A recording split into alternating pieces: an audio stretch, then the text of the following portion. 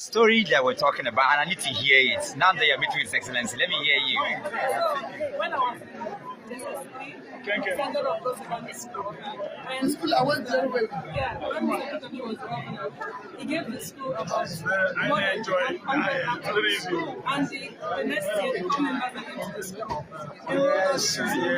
Good ones. ICT classes, and that was the first time I used the laptop in my life. Going to UNN, it helped me so much. It gave me an edge over my classmates, and I graduated as the best student in my department. Congratulations. It's a CDPA of 4.9 out of 5.0. Let's clap for her.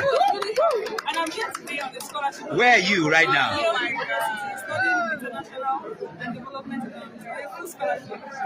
It's really a very tiny, minute contribution to my life, but it has really gone a long way because I know ICT is very important, and I owe it all to Whoa! Thank you so much.